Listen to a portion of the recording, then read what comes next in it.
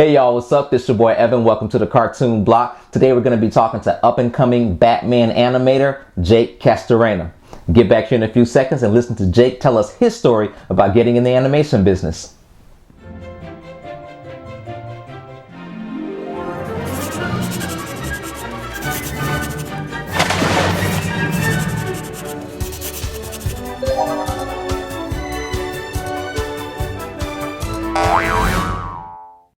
Jake, so tell us, how does it feel to be a storyboard artist on Batman Brave and the Bold?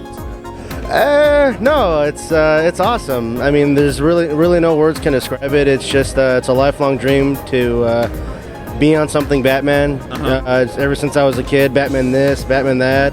From as early as I can remember, you know, my dad said I practically crawled to a pencil and just started.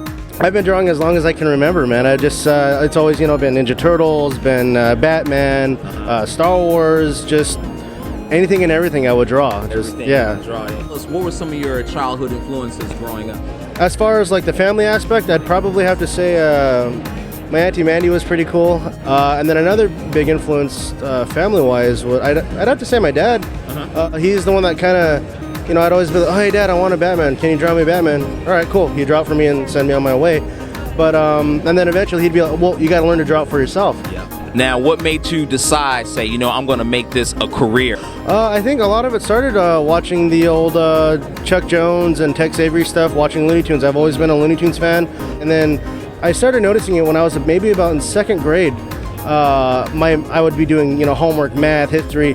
My math equations would go from math, Godzilla stomping on the street, and do this whole war scene of the army versus Godzilla. And then my teacher was like, he should get into art, you know, and holding up the paper and being like really upset. Yeah. Now, where'd you go to school for art? I actually attended the Art Institute of California. Because it was such a new school, we got to really get a lot of one-on-one training.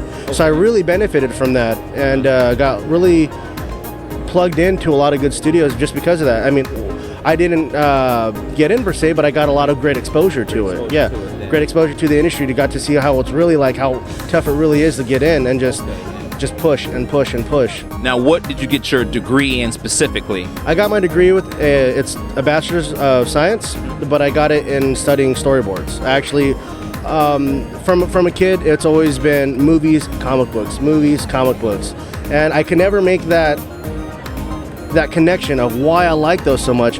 And it turns out, you know, dealing with visual storytelling, the visual storytelling medium, and that's what I'm all about. That's what I love. My first job doing storyboards was on the Rick Gervais show, which I found out is nominated for an Emmy, so that's kind of cool. I was hired as a storyboard artist. What happened was, luckily my academic director had some connections, you know, called one of his friends that was ironically a visiting artist a few years back.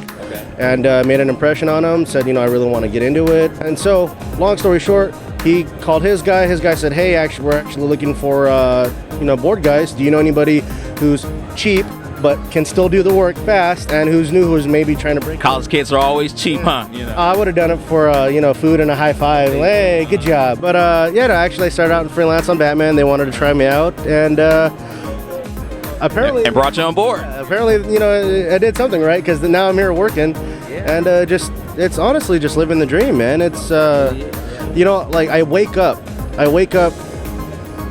saying, wow, I can't wait to get to work. I can't wait to get to work. You know, even on the days when it's a deadline, there's crunch time, you know, sleeping, averaging maybe 2-3 hours a night, I still enjoy what I do. You know, at the end of the day, I'm coming home, I'm tired, I'm rubbing my eyes, you know, trying to focus driving. I just got home from Batman. You know, I just got off of Batman. That's a good feeling, man. That's nothing, you know, money, riches, whatever, fame, none of that compares. Not many people can say that. You know, I work on Batman. You know, what would be some good advice on how to find schools, you know, for the kids out there who are in high school, middle school, you know, whatnot, they want to get into art school? What advice would you have for them? Google is an amazing tool. Yeah, Google Art School. Sit down with mom, dad, grandma, grandpa, aunt, uncle, whoever you know you're with, and just say, hey, let's go through with this. Let's sit down. If you're in high school, you know, talk to peers. You know, I would just do research, man. Google, internet, it's so easy to find an art school now. It's just pick depending on which one you want. What kind of advice would you give, like, kids out there today? Here, zoom in. This is going to be important. It's important. Draw a lot. No, there's no real secret. It's just draw your butt off. You know, draw anything, draw everything. Kids, draw. Love what you do, because I guarantee you, when you get into this job, you really got to make sure you love what you do, because it's a lot that goes into it. But yeah, I honestly just draw, love it. You know, learn anything and everything you can. You know, watch if you like comic books, find out who your favorite comic book artists are and just draw them, mimic them. If you like movies, you like cinematography, you know, that's getting into more technical stuff. But even if you like Star Wars, which Star Wars film do you like? And draw the shots, pause it and draw, oh wow, that's a really cool shot. Why do I like that? And draw it and then figure it out. You know, it's draw what you see. To see more of Jake and his artwork, check out his website. Till next time,